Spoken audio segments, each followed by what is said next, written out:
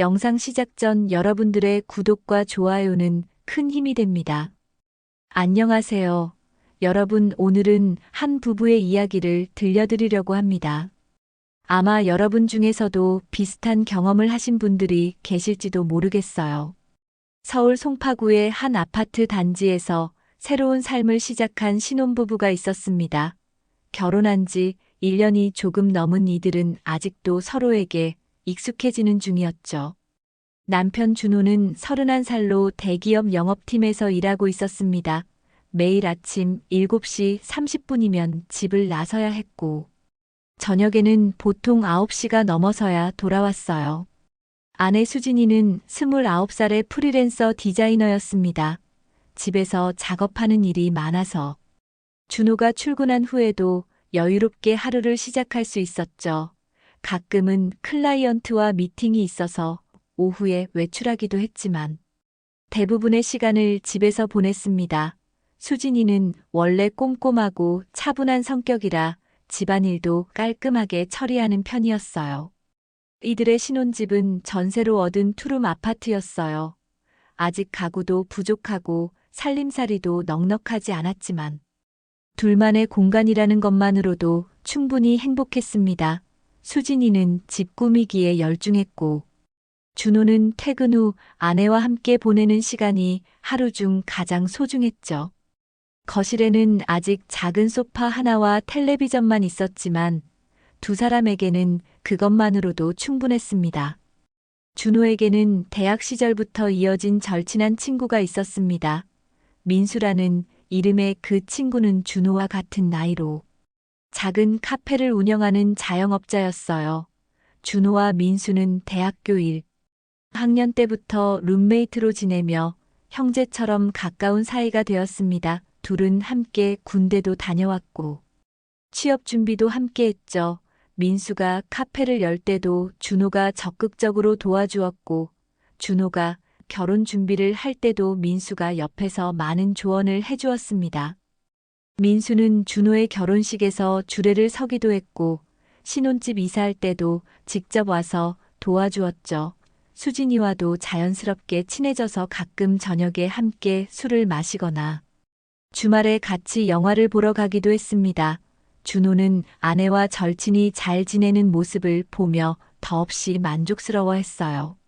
세 사람 모두 서로를 편안하게 여겼고 어색함은 전혀 없었습니다. 평일 저녁이면 민수가 종종 신혼집에 들렀습니다. 카페 일이 끝나고 나면 시간이 비교적 자유로웠거든요. 수진이는 늘 반갑게 맞아주었고 간단한 안주를 준비해서 세 사람이 함께 담소를 나누곤 했죠. 이런 일상이 이들에게는 너무나 자연스럽고 평범한 것이었습니다. 민수는 밝고 유머러스한 성격이라 분위기를 잘 띄워주었고, 수진이도 그런 민수를 편하게 받아들였어요. 그런데 어느 순간부터 민수가 평일 낮에도 가끔 집에 들르기 시작했어요. 준호가 출근한 후 혼자 있는 수진이를 위해서라며 커피나 간식을 들고 오곤 했습니다. 수진이는 처음에는 조금 어색해했지만 민수가 워낙 자연스럽게 행동해서 점차 익숙해져 갔죠. 민수는 수진이가 디자인 작업할 때 방해가 되지 않도록 조용히 책을 읽거나 스마트폰을 보며 시간을 보냈습니다. 이 시기만 해도 세 사람 모두는 이런 상황을 별다르게 생각하지 않았습니다. 좋은 친구 사이의 자연스러운 교류라고 여겼거든요. 준호도 민수가 수진이를 챙겨주는 것을 고마워했고, 수진이도 혼자 있을 때 민수가 찾아오면 적적함이 덜해졌습니다. 하지만 운명이라는 것은 이렇게 평범하고 소소한 일상 속에서도 조용히 그 모습을 드러내기 시작하는 법입니다. 시간이 흘러가면서 수진이의 일상에 조금씩 변화가 나타나기 시작했습니다. 원래 아침형 인간이었던 수진이가 준호가 출근한 후에도 침대에서 더 오래 머무르는 일이 잦아졌어요. 예전에는 준호와 함께 아침을 먹고 그가 출근하면 바로 세수를 하고 옷을 갈아입어서 하루 일과를 시작했는데 요즘에는 그런 패턴이 조금씩 달라지고 있었죠. 준호가 현관문을 나서고 나면 수진이는 다시 이불을 덮고 1시간 정도 더 누워있곤 했습니다. 핸드폰을 보거나 멍하니 천장을 바라보며 시간을 보내는 일이 늘어났어요. 그러다 보니 자연스럽게 씻고 옷을 갈아입는 시간도 늦어졌고 점심시간이 되어서야 제대로 된 하루를 시작하는 경우가 많았습니다. 민수가 평일 낮에 찾아오는 횟수도 점점 늘어나고 있었어요. 처음에는 일주일에 한두 번 정도였는데 어느새 거의 매일 같이 나타나게 되었습니다. 민수는 항상 적당한 핑계를 만들어서 찾아왔죠. 근처에 볼 일이 있어서 들렀다거나 새로운 원두를 가져다 주러 왔다거나 하는 식으로 말이에요. 수진이도 처음에는 조금 부담스러워했지만 민수의 자연스러운 태도에 점차 익숙해져 갔습니다. 민수가 오면 두 사람은 거실 소파에 앉아서 커피를 마시며 이런저런 얘기를 나누곤 했어요. 처음에는 주로 준호 이야기나 일상적인 주제들이었지만 시간이 지나면서 대화의 폭이 넓어졌습니다. 수진이의 작업 이야기나 민수의 카페 운영 경험담, 그리고 서로의 취미나 관심사에 대한 이야기들이 오가기 시작했죠. 수진이는 민수와 대화하는 시간이 생각보다 즐겁다는 것을 깨달았습니다. 준호는 직장일로 바빠서 집에서도 피곤해하는 경우가 많았는데 민수는 항상 밝고 에너지가 넘쳤거든요. 또한 디자인 분야에 대해서도 어느 정도 이해가 있어서 수진이의 작업에 대해 진지하게 들어주고 의견을 제시해주기도 했습니다. 어느 날부터는 민수가 오는 시간이 점점 일정해지기 시작했어요. 대략 오전 10시에서 11시 사이에 나타나서 점심시간 즈음까지 머물다가 가는 패턴이 반복되었습니다. 수진이는 무의식 중에 그 시간에 맞춰서 준비를 하게 되었죠. 민수가 올 시간이 되면 자연스럽게 커피를 준비하고 거실을 정리하곤 했어요. 준호는 이런 상황을 전혀 모르고 있었습니다. 저녁에 집에 돌아와서 민수가 낮에 들렀다는 얘기를 들으면 오히려 고마워했어요. 혼자 있는 아내를 챙겨주는 친구가 있다는 것이 든든하게 느껴졌거든요. 수진이도 별다른 죄책감 없이 자연스럽게 이야기했습니다. 아직까지는 정말 단순한 친구 관계라고 생각했으니까요. 하지만 민수와 수진이 사이에는 미묘한 변화가 일어나고 있었습니다. 대화를 나누는 동안 시선이 마주치는 횟수가 늘어났고 웃음소리도 점점 더 자연스러워졌어요. 민수는 수진이의 작은 변화들을 유심히 관찰하기 시작했고 수진이도 민수가 오기 전에 거울을 한 번 더 보는 자신을 발견하곤 했습니다. 어느 날 오후 민수가 평소보다 늦은 시간에 찾아왔을 때 수진이는 은근히 기다리고 있었다는 것을 깨달았어요. 점심을 먹고 나서도 계속 현관 쪽을 신경 쓰고 있었고 민수가 벨을 누르자 마음 한편이 안도하는 것을 느꼈습니다. 이런 자신의 모습이 조금 낯설었지만 크게 문제라고 생각하지는 않았죠. 민수도 마찬가지였습니다. 카페 일을 하다가도 자꾸 수진이 생각이 났고 시간만 되면 핑계를 만들어서 그녀를 찾아가고 싶어 했어요. 수진이와 나누는 대화가 점점 더 의미 있게 느껴졌고 그녀의 웃음소리를 듣는 것만으로도 기분이 좋아졌습니다. 두 사람 모두 아직은 이런 감정의 변화를 명확하게 인식하지 못했습니다. 그저 좋은 친구 사이의 자연스러운 친밀감이라고 여겼을 뿐이죠. 하지만 감정이라는 것은 당사자들이 의식하지 못하는 사이에도 조용히 깊어지는 법입니다. 시간이 더 흘러가면서 민수와 수진이 사이의 관계는 점점 더 깊어져 갔습니다. 이제 민수는 거의 매일 같이 수진이를 찾아왔고 두 사람이 함께 보내는 시간도 길어졌어요. 처음에는 한두 시간 정도였던 만남이 어느새 오전 내내 이어지는 경우가 많아졌습니다. 민수는 준호의 출근 패턴을 완벽하게 파악하고 있었어요. 준호가 매일 7시 30분에 집을 나서서 지하철역까지 걸어가는 시간까지 계산해서 8시 정도면 안전하다고 판단했습니다. 그래서 8시 10분쯤이면 어김없이 수진이의 집 현관벨을 눌렀죠. 이런 패턴이 반복되면서 두 사람 모두 이 시간을 당연하게 여기게 되었어요. 수진이도 이제는 민수가 올 시간에 맞춰서 준비를 했습니다. 준호가 출근하고 나면 바로 샤워를 하고 평소보다 조금 더 신경 써서 옷을 골라 입었어요. 예전에는 집에 혼자 있을 때 편한 집 옷차림으로 하루 종일 지냈는데 요즘에는 민수가 올 것을 생각해서 단정한 옷으로 갈아입곤 했습니다. 화장도 가볍게나마 하기 시작했죠. 민수가 가져오는 커피나 간식의 종류도 점점 다양해졌어요.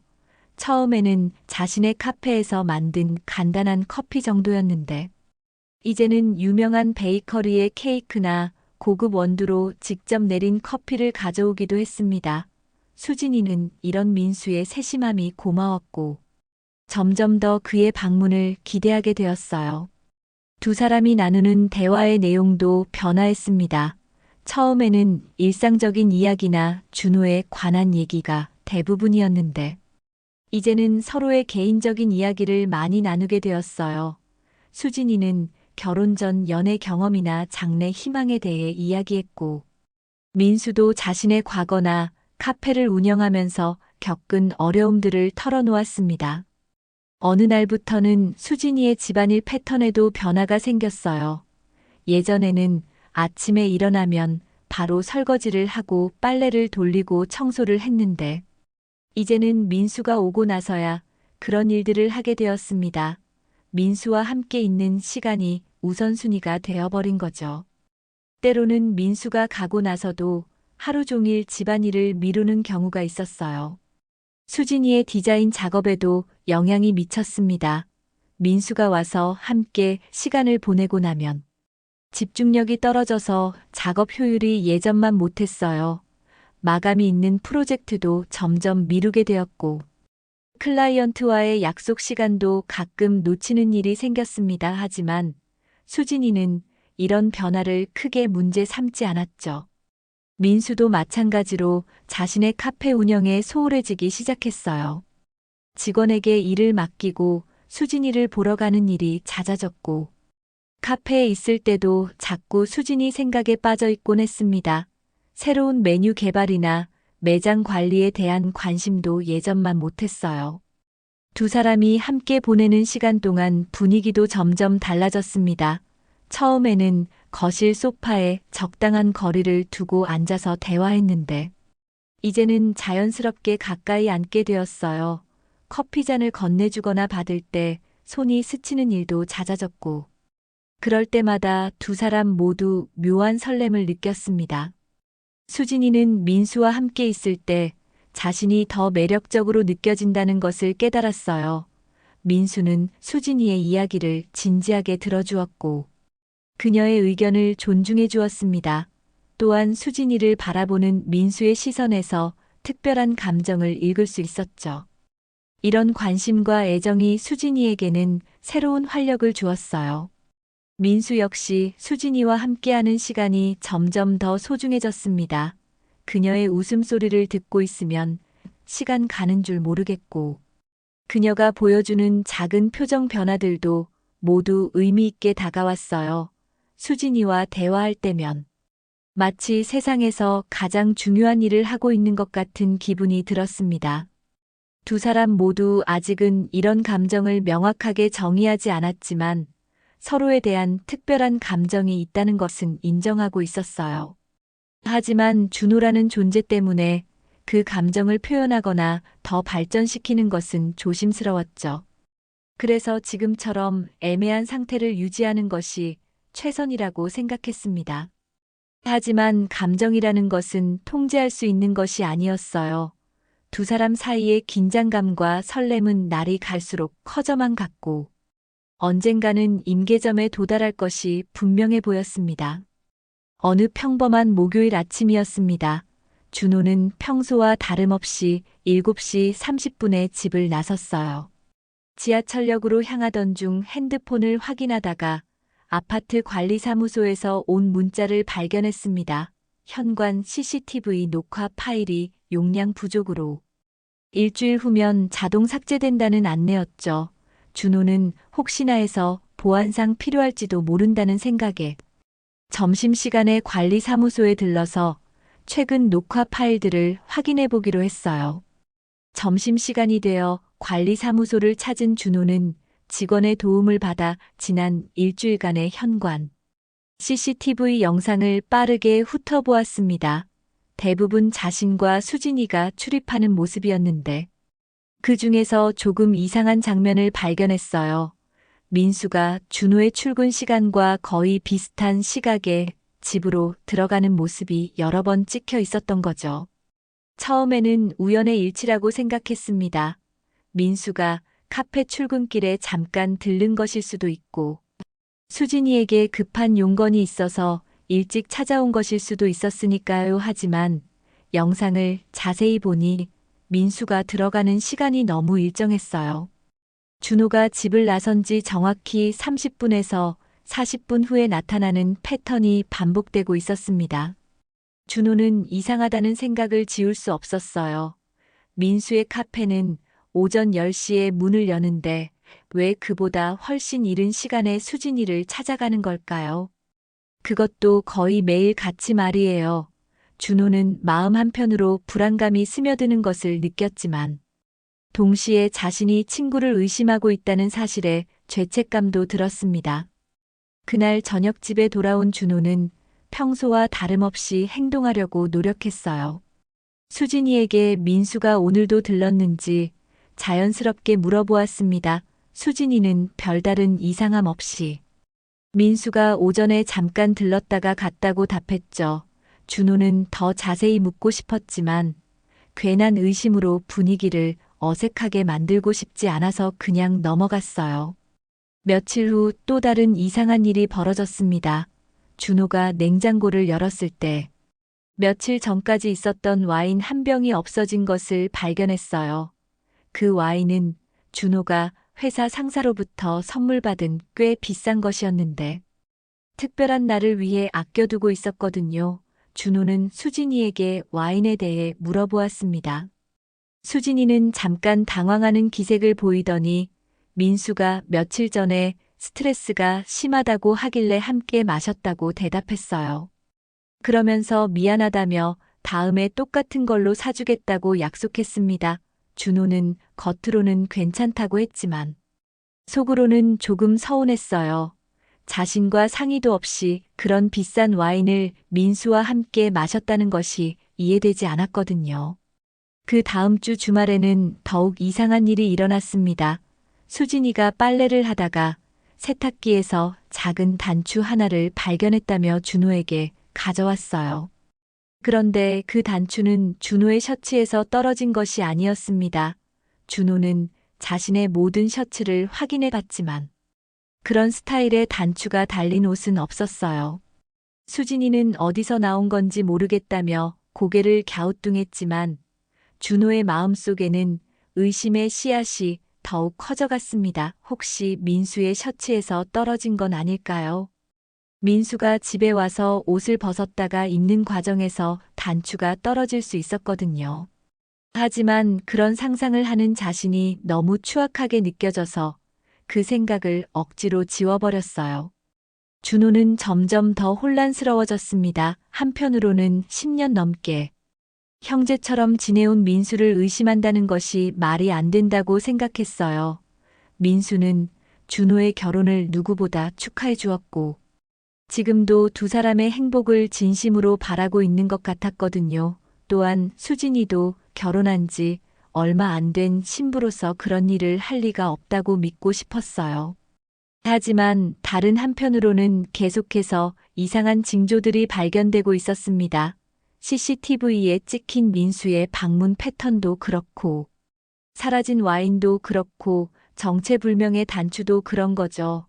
이런 것들이 모두 우연의 일치일 가능성도 있지만 뭔가 석연치 않은 느낌을 지울 수가 없었어요. 준호는 밤마다 침대에 누워서 이런 생각들 때문에 잠을 이루지 못했습니다. 옆에서 편안하게 잠든 수진이를 바라보면서 혹시 자신이 모르는 무언가가 일어나고 있는 건 아닌지 의심하는 자신이 싫었어요. 하지만 동시에 그 의심을 완전히 떨쳐버릴 수도 없었습니다. 준호는 좀 더 확실한 증거를 찾아야 한다고 생각했어요. 지금까지는 모두 추측에 불과했으니까요. 하지만 어떤 방법으로 진실을 알아낼 수 있을지 막막하기만 했습니다. 친구와 아내를 의심하면서 살아가는 것이 이렇게 괴로운 일인지 처음 알게 되었어요. 시간이 지나면서 수진이의 행동에는 더욱 뚜렷한 변화가 나타나기 시작했습니다. 준호가 퇴근해서 집에 돌아와도 예전만큼 반갑게 맞아주지 않았어요. 신혼 초기에는 준호가 현관문을 열고 들어오면 수진이가 달려와서 안아주곤 했는데 이제는 거실에서 멀리 인사만 하고 많은 경우가 많았습니다.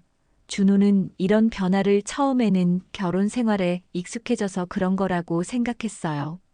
저녁 식사 시간의 분위기도 달라졌습니다. 예전에는 서로 하루 있었던 일들을 자세히 이야기하며 즐겁게 식사했는데 이제는 대화가 많이 줄어들었어요. 수진이는 준호의 회사 얘기나 동료들에 대한 이야기에 예전만큼 관심을 보이지 않았습니다.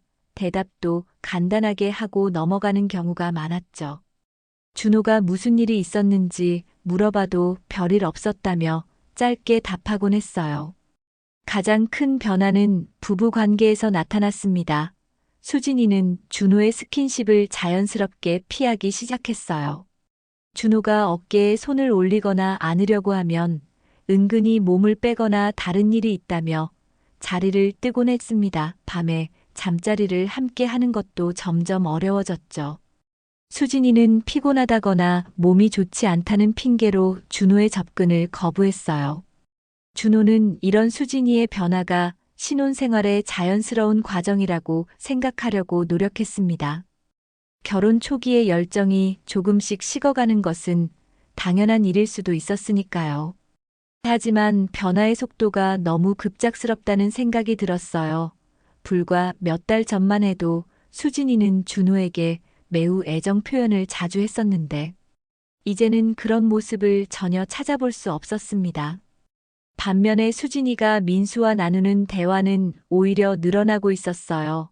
민수가 저녁에 집에 들를 때면 수진이는 갑자기 생기를 되찾는 것 같았습니다. 준호와는 별로 하지 않던 웃음을 민수 앞에서는 자연스럽게 터뜨렸죠. 세 사람이 함께 있을 때 준호는 마치 자신이 그들 사이에서 소외되는 것 같은 기분을 느꼈어요. 수진이와 민수가 나누는 대화에는 준호가 알아듣기 어려운 내용들이 포함되기 시작했습니다. 둘만 아는 농담이나 암시적인 표현들이 늘어났어요. 예를 들어 민수가 오늘 오전에 특별한 일이 있었다고 하면 수진이는 의미심장한 미소를 지으며 그렇다고 대답하곤 했습니다. 준호가 무슨 얘기인지 물어봐도 별것 아니라며 대충 넘어갔죠. 어느 날 저녁 민수가 새로운 원두를 가져왔다며 커피를 내려주었을 때의 일이었어요. 수진이는 그 커피를 마시면서 오전에 마신 것보다 맛이 다르다고 말했습니다. 그러자 민수는 웃으면서 그때는 분위기가 달랐으니까 그럴 수도 있다고 대답했어요. 준호는 그들이 언제 함께 커피를 마셨는지 정확히 알 수 없어서 답답했습니다. 수진이의 핸드폰 사용 패턴도 바뀌었어요. 예전에는 준호 앞에서도 자연스럽게 핸드폰을 사용했는데 이제는 메시지가 오면 핸드폰을 뒤집어 놓거나 다른 방으로 가서 확인하곤 했습니다. 준호가 궁금해서 물어봐도 광고 메시지라거나 친구들과의 단체 채팅이라며 대충 답했어요. 밤에 잠들기 전에도 수진이는 핸드폰을 오래 들여다보면서 누군가와 메시지를 주고받는 것 같았습니다. 준호는 수진이가 자신에게 거짓말을 하고 있다는 확신이 들기 시작했어요. 작은 일상의 디테일들에서도 이전과 다른 점들이 계속 발견되었거든요. 예를 들어 수진이는 예전에 좋아하던 드라마나 예능 프로그램에 관심을 보이지 않았고, 대신 이전에는 전혀 듣지 않던 음악을 자주 틀어놓곤 했어요. 그런 음악들은 대부분 민수가 카페에서 자주 트는 스타일이었습니다. 준호는 수진이의 옷차림에서도 변화를 감지했어요. 평일 낮에 집에 있을 때도 예전보다 훨씬 신경 써서 옷을 입었고, 화장도 더 정성스럽게 했습니다. 준호가 출근할 때는 아직 잠옷 차림이었다가 퇴근해서 돌아오면 깔끔하게 차려입고 있는 일이 많았어요. 집에서만 있었다면 굳이 그렇게 꾸밀 필요가 없을 텐데 말이죠. 가장 결정적이었던 것은 수진이의 향수 냄새였습니다. 어느 날 준호가 퇴근해서 수진이를 안았을 때 평소와 다른 향수 냄새가 났어요. 그런데 그 냄새는 민수에게서 맡은 적이 있는 냄새였습니다. 준호는 수진이에게 새로운 향수를 샀는지 물어봤지만 수진이는 그냥 샘플을 써봤다며 대충 답했어요. 준호의 마음속에는 이제 확신에 가까운 의심이 자리 잡았습니다. 하지만 여전히 결정적인 증거는 없었어요. 모든 것이 정황상 의심스러울 뿐 명확하게 불륜을 증명할 수 있는 것은 없었습니다. 준호는 성급하게 행동해서 오해를 만들고 싶지 않았어요. 만약 자신의 의심이 틀렸다면 수진이와 민수에게 씻을 수 없는 상처를 줄 수도 있었거든요. 그래서 준호는 좀 더 확실한 증거를 찾기로 결심했습니다. 진실이 무엇인지 명확하게 밝혀낸 다음에 행동하는 것이 옳다고 생각했어요. 하지만 매일매일 이런 의심 속에서 살아가는 것은 정말 고통스러운 일이었습니다. 준호는 더 이상 이 상황을 견딜 수 없다고 판단했습니다. 매일 밤 의심과 불안에 시달리면서 잠을 이루지 못하는 것도 한계에 달했고, 직장에서도 집중력이 떨어져서 실수가 늘어나고 있었어요. 동료들도 준호의 변화를 눈치채기 시작했고, 상사로부터도 몇 번 주의를 받았습니다. 이런 상태로는 더 이상 정상적인 생활을 할 수 없었어요. 그래서 준호는 직접 확인하기로 마음먹었습니다. 다음 주 수요일에 반차를 내고 오전 중에 집에 들어가서 실제로 무슨 일이 일어나고 있는지 확인해 보기로 했죠. 만약 자신의 의심이 기우였다면 수진이에게 사과하고 다시 예전처럼 행복한 결혼 생활을 하면 되는 일이었어요. 하지만 만약 의심이 사실이라면 그때는 어떻게 해야 할지 생각하고 싶지도 않았습니다. 수요일 아침 준호는 평소처럼 7시 30분에 집을 나섰어요. 수진이에게는 오늘도 늦게 들어올 것 같다고 말해두었습니다. 지하철역까지 가는 척하다가 근처 카페에 숨어서 시간을 보냈죠. 8시 10분쯤 되자 예상했던 대로 민수가 아파트 쪽으로 걸어오는 모습이 보였어요. 준호의 심장은 빠르게 뛰기 시작했습니다. 민수가 아파트 안으로 들어간 것을 확인한 준호는 15분 정도 더 기다렸습니다. 그리고 나서 조용히 아파트로 돌아갔어요. 엘리베이터 대신 계단을 이용해서 최대한 소리를 내지 않으려고 노력했습니다. 자신의 집 앞에 도착했을 때 준호의 손은 떨리고 있었어요. 현관문 열쇠를 꺼내는 것도 조심스러웠습니다. 준호는 숨을 깊게 들이마시고 최대한 조용히 현관문을 열었어요. 신발장 옆에는 민수의 운동화가 놓여 있었습니다. 평소 민수가 신고 다니는 그 운동화가 확실했어요. 준호는 자신의 신발을 벗지도 않고 거실 쪽으로 발걸음을 옮겼습니다. 거실에서는 아무 소리도 나지 않았어요.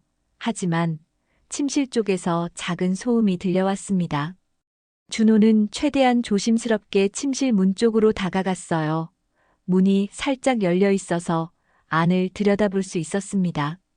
그리고 그 순간 준호가 가장 보고 싶지 않았던 장면이 눈앞에 펼쳐졌어요. 침대 위에는 수진이와 민수가 함께 누워 있었습니다. 두 사람은 서로를 안고 있었고 옷은 바닥에 흩어져 있었어요. 준호는 그 자리에서 얼어붙었습니다. 머리가 하얗게 변하는 것 같았고 다리에 힘이 빠져서 서 있기조차 힘들었어요. 이런 장면을 상상해 보기는 했지만 실제로 목격하게 될 줄은 몰랐습니다. 몇 초 동안 준호는 아무것도 할 수 없었어요. 마치 악몽을 꾸고 있는 것 같았습니다. 민수가 먼저 준호의 존재를 알아챘어요. 침실 문 쪽을 보다가 준호와 눈이 마주치자 깜짝 놀라서 벌떡 일어났습니다. 수진이도 민수의 반응을 보고 뭔가 이상하다는 것을 깨달았죠. 고개를 돌려보니 준호가 문 앞에 서 있는 것을 발견했어요. 수진이의 얼굴은 순식간에 창백해졌습니다. 준호는 그제서야 정신을 차리고 입을 열었어요. 목소리는 떨리고 있었지만 최대한 차분하게 말하려고 노력했습니다. 뭐 하는 거냐고 물었을 때 민수와 수진이는 아무 대답도 할 수 없었어요. 두 사람 모두 이불로 몸을 가리면서 당황한 표정을 지었습니다.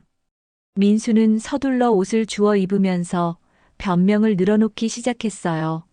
이런 일이 일어날 줄 몰랐다고 했고, 처음 있는 일이라고 했습니다. 하지만 준호는 민수의 말을 믿을 수 없었어요. 지난 몇 주 동안 발견했던 모든 증거들이 머릿속에 떠올랐거든요. 이것이 처음이 아니라는 것은 명백했습니다. 수진이는 눈물을 흘리면서 준호에게 다가왔어요. 미안하다고 했고, 변명할 여지가 없다고 했습니다. 하지만 동시에 자신도 어쩔 수 없었다고 말했죠. 외로웠고, 준호가 너무 바빠서 소외감을 느꼈다는 것이었어요. 그런 상황에서 민수가 자신을 이해해주고 위로해줘서 이런 일이 벌어졌다고 설명했습니다. 준호는 수진이의 변명을 들으면서 더욱 화가 났어요. 외로웠다고 해서 불륜을 저지를 이유가 되는 건 아니었거든요. 더군다나 상대가 자신의 가장 친한 친구라는 것은 용서할 수 없는 배신이었습니다. 준호는 민수를 바라보면서 10년 넘게 쌓아온 우정이 이렇게 끝나는 것이 믿어지지 않았어요. 민수는 무릎을 꿇고 준호에게 사과했습니다. 자신이 정말 잘못했다고 했고, 준호를 배신한 것에 대해 죽을 죄를 졌다고 했어요. 하지만 준호에게는 그런 사과조차 가식적으로 들렸습니다. 진짜로 미안했다면 애초에 이런 일을 저지르지 않았을 테니까요. 준호는 두 사람을 더 이상 보고 있을 수 없다고 느꼈어요.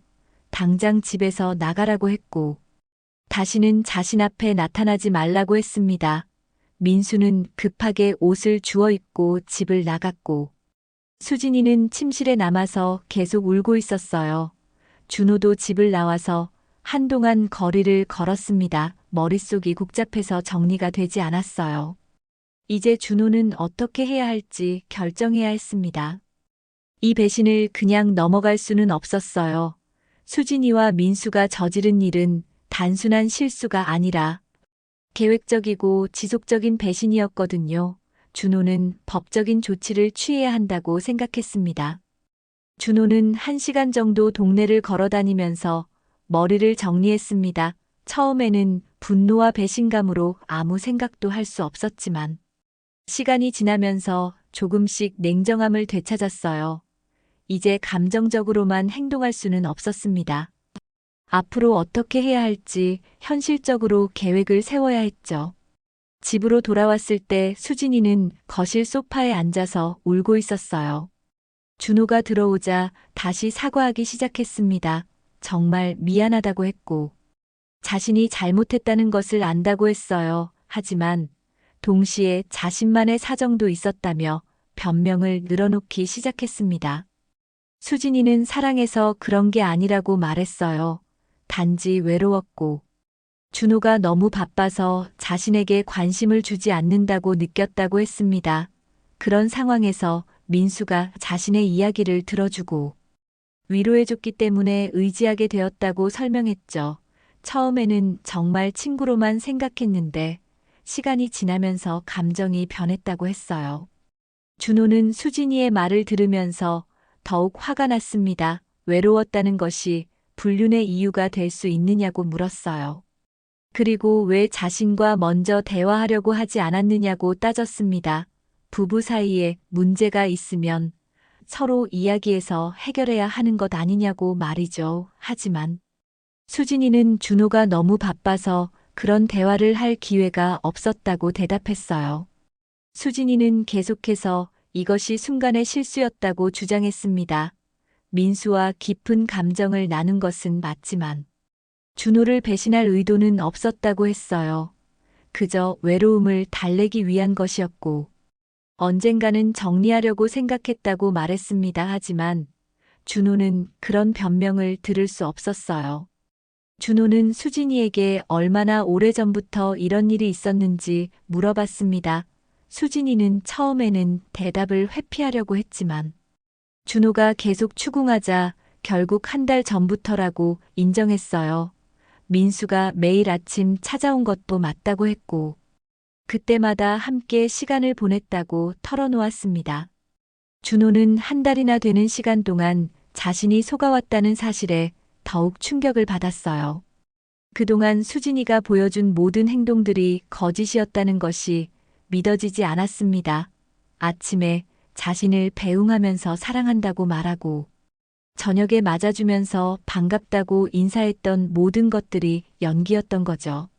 준호는 더 이상 수진이와 같은 공간에 있고 싶지 않았어요.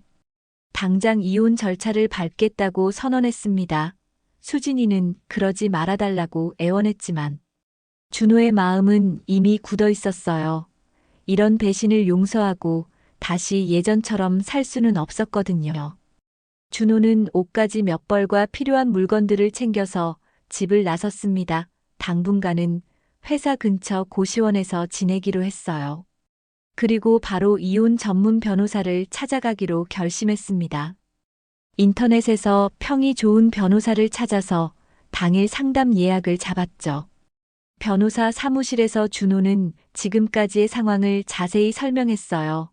민수와 수진이의 불륜 사실과 그것을 발견하게 된 경위, 그리고 현장에서 목격한 내용까지 모든 것을 털어놓았습니다. 변호사는 준호의 이야기를 듣고 나서 충분히 이혼 사유가 된다고 말했어요. 변호사는 증거 수집이 중요하다고 조언했습니다. 현재까지는 준호의 목격 증언만 있을 뿐 객관적인 증거가 부족하다는 것이었어요. 그래서 아파트 CCTV 영상을 확보하고 수진이와 민수의 휴대폰 메시지 기록을 수집해야 한다고 했습니다. 또한 주변 사람들의 증언도 필요할 수 있다고 덧붙였죠. 준호는 바로 아파트 관리사무소에 가서 지난 한 달간의 CCTV 영상을 요청했어요. 개인정보 보호 때문에 쉽게 주지는 않았지만 변호사의 도움을 받아서 결국 영상을 확보할 수 있었습니다. 영상에는 민수가 거의 매일 같이 준호의 출근 시간에 맞춰서 아파트에 들어가는 모습이 선명하게 기록되어 있었어요. 수진이의 휴대폰은 집에 두고 나온 상태였기 때문에 메시지 기록을 확인하기 어려웠습니다. 하지만 변호사는 법원을 통해서 통신사의 자료를 요청할 수 있다고 알려주었어요. 민수의 휴대폰 기록도 마찬가지로 확보 가능하다고 했습니다. 준호는 또한 민수에게도 법적 책임을 묻기로 했어요. 상간소송이라는 것을 제기해서 정신적 피해에 대한 배상을 받을 수 있다고 변호사가 설명했습니다. 민수는 준호의 가장 친한 친구였기 때문에 배신의 정도가 더욱 심각하다고 할 수 있었어요. 변호사와의 상담을 마치고 나온 준호는 마음이 조금 정리된 것 같았어요. 앞으로 해야 할 일들이 명확해졌고 법적인 절차도 체계적으로 진행할 수 있게 되었습니다. 물론 마음의 상처는 쉽게 치유되지 않겠지만 최소한 정당한 절차를 통해서 정의를 실현할 수는 있을 것 같았어요. 그날 저녁 준호는 고시원에서 혼자 시간을 보내면서 지난 일들을 되돌아봤습니다. 수진이와 민수를 믿었던 자신이 바보 같다는 생각도 들었지만 동시에 이런 일을 겪게 된 것이 운명이라고 받아들이기로 했어요. 이제는 새로운 삶을 시작해야 할 때였습니다. 이혼 소송 절차가 본격적으로 시작되었습니다. 준호는 변호사와 함께 필요한 서류들을 준비했고 수집한 모든 증거들을 정리했어요. 아파트 CCTV 영상과 통신사에서 확보한 휴대폰 메시지 기록들이 결정적인 증거가 되었습니다. 민수와 수진이가 주고받은 메시지들에는 둘 사이의 불륜 관계를 명확하게 보여주는 내용들이 가득했죠. 법원의 이혼 소송과 함께 민수를 상대로 한 상간 소송도 동시에 제기했습니다. 준호는 정신적 피해에 대한 배상금으로 상당한 금액을 요구했어요. 변호사는 이번 사건이 단순한 불륜이 아니라 10년 넘게 이어진 친구 관계를 이용한 계획적 배신이라는 점을 강조했습니다. 소송이 시작되면서 이 사실이 주변 사람들에게도 알려지기 시작했어요. 준호는 의도적으로 소문을 퍼뜨리지는 않았지만 법적 절차를 밟는 과정에서 자연스럽게 노출될 수밖에 없었습니다. 먼저 민수의 아내 영희에게 사실을 알려야 했어요. 그녀도 이 배신의 피해자였으니까요. 준호는 영희를 직접 만나서 민수의 불륜 사실을 털어놓았습니다. 영희는 처음에는 믿을 수 없다는 반응을 보였지만 준호가 제시한 증거들을 보고 나서는 충격에 빠졌어요.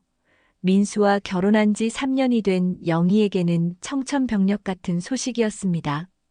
영희는 그 자리에서 눈물을 흘리면서 자신도 민수와 이혼하겠다고 말했어요.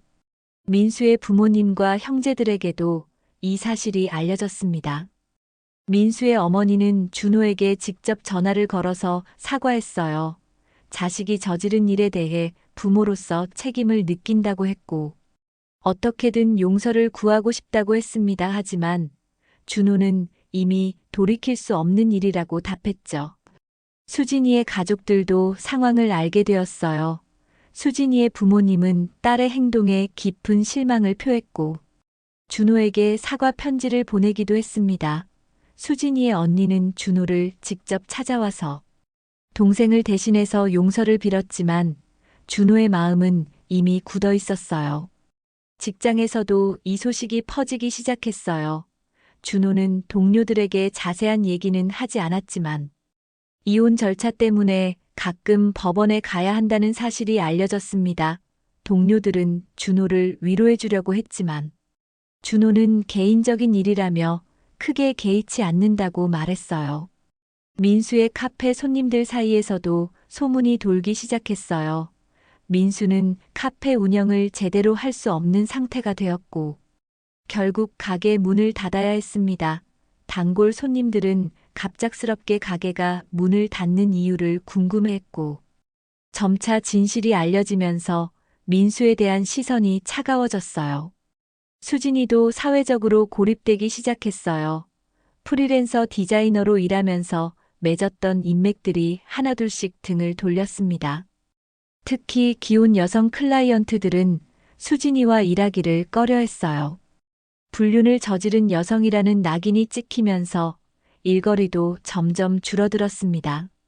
수진이는 준호에게 마지막으로 한 번 더 만나자고 연락했어요. 정말 미안하다고 했고, 다시 한 번 기회를 달라고 애원했습니다. 하지만 준호는 만날 이유가 없다고 단호하게 거절했어요. 법정에서 보자는 말만 남기고 전화를 끊었습니다. 민수도 준호에게 여러 번 연락을 시도했어요. 직접 찾아가서 무릎을 꿇고 용서를 빌겠다고 했지만 준호는 받아주지 않았습니다. 민수의 사과는 이미 너무 늦었어요. 10년 넘게 쌓아온 우정을 배신한 것은 용서받을 수 없는 일이었습니다. 법원에서의 재판 과정은 순조롭게 진행되었어요. 준호가 수집한 증거들이 워낙 명확했기 때문에 수진이나 민수 측에서도 별다른 반박을 할 수 없었습니다. 이혼은 수진이의 유책으로 확정되었고, 재산 분할에서도 준호에게 유리한 결과가 나왔어요. 민수에 대한 상간소송에서도 준호가 승소했습니다.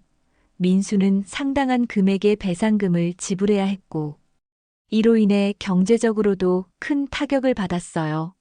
카페 사업 실패와 이혼 과정에서의 비용, 그리고 상간소송 배상금까지 겹치면서 민수는 파산 직전의 상황에 몰렸습니다.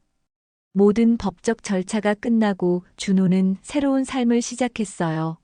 회사에서의 업무에 더욱 집중했고, 동료들과의 관계도 예전보다 돈독해졌습니다.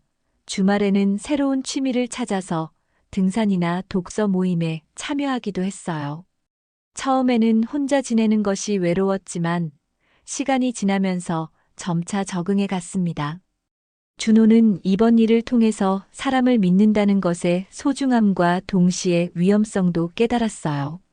앞으로는 좀 더 신중하게 인간관계를 맺어야겠다고 생각했습니다. 하지만 동시에 이런 배신을 당했다고 해서 모든 사람을 의심하며 살 수는 없다는 것도 알고 있었어요.